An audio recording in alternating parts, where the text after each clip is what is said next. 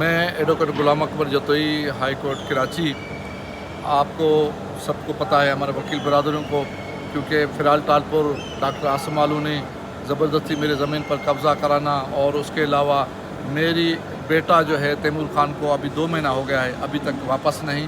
और उसमें ये बात बोल रहे हैं, 2-3 बंदे अभी भेजे हैं कि भाई आप 9 एकड़ ज़मीन जो है उसको छोड़ दो, या तो 90 करोड़ रुपया उसकी मालियत बनती है और ट्रांसफ़र करा कर हमारे नाम पर कर दो। डॉक्टर आसिम के मैसेज आया तो हम आपका बेटा जो है रिहा करेंगे। मेरी इल्तिजा है अपना प्रेसिडेंट पाकिस्तान को, वज़ीर आज़म को, आर्मी चीफ़ को, चीफ़ जस्टिस पाकिस्तान को और सिंध हाई कोर्ट के चीफ़ को और वकला बिरादरी को कि मेरा बेटा जो है नाजायज़ी अगवा किया गया है। सिर्फ़ उसका मतलब ये है कि ज़मीन जो है उसको हासिल करने के लिए।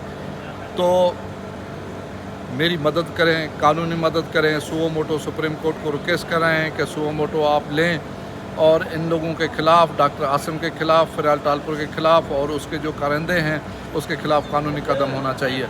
इसमें एसएसपी मलिर जो है मेन अक्यूज़ है, जिस बंदे ने मेरा बेटा उठवाने में मुलवस है, एसएसपी मलिर और एजाजुल हसन मेबो। एसएचओ भी उसी में शामिल है, बहरहाल सारे शामिल हैं। और मेरी रिक्वेस्ट है कि मेरे कानूनी मदद की जाए और मेरा बेटा वापस कराया जाए। इन लोगों के ख़िलाफ़ जो है एफ़आर दाखिल होनी चाहिए, जिस एफ़आर का भी 16 तारीख को हाई कोर्ट में लगी हुई है। पहले सेशन कोर्ट ने आर्डर पास किया था कि अननोन पर्सन के ख़िलाफ़ एफ़आर दाखिल हो। अब जो है हाई कोर्ट में अपील फ़ाइल की है जो 16 तारीख को लगी हुई है।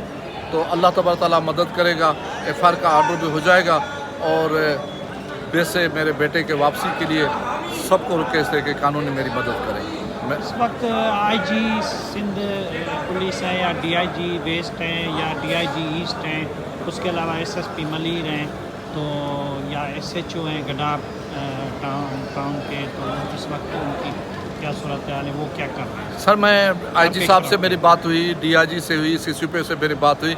उन लोगों ने इंक्वायरी भी भेजी, लेकिन वो यही खुद बोलते हैं कि आपने 11 लाख वोटेज में हाथ डाला है, हमें भी जला दोगे, आप तो जले हुए हो, हमें भी जला दोगे। यहाँ तो पुलिस की ये हाल है। अब इसलिए मैं अर्ज़ कर रहा हूँ आर्मी चीफ़ को कि आप मुदाखलत करें।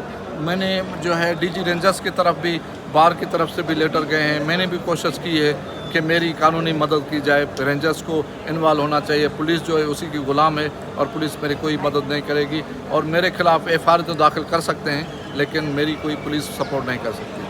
अच्छा, आप वकील हैं, आपके साथ ये वकला भी इस वक्त खड़े हुए हैं।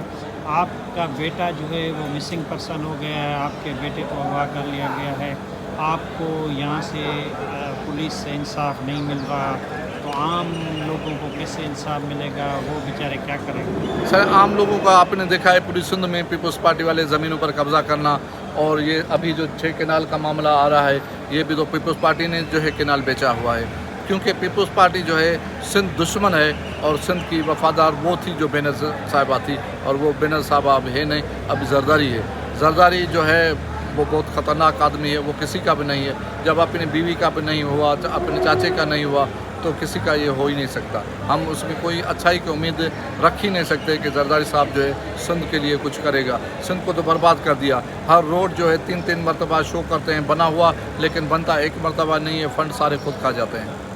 सारे मिनिस्टर जो है अमीर तरीन कंडीशन में बैठे हैं, लेकिन जो है हमारे अवाम जो है वो भूख पर मर रहे हैं। आप गंदम के रेट पर, दूसरे रेट पर आप देखो तो जब बीज लेते हैं तो महंगा होता है, जब उसमें दवाएं वगैरह और उसमें तेल डीज़ल का हिसाब लगते हैं तो उसका जो है 2200 रुपये में मन बिकता है। 2200 क्या 4000 3,500 मन में जो है ज़मींदार को गंदम पड़ती है। तो ये तो सिंध दुश्मन है, आप इसके लिए तो कुछ कह ही नहीं सकते। और ख़रीदेंगे अभी खरीदेंगे 5,000 रुपये में फ़ी बोरे के हिसाब से, और फिर देखो कि ये सारी वो गंदम जो है ख़राब हो गई और ख़ुद ये बेच देते हैं।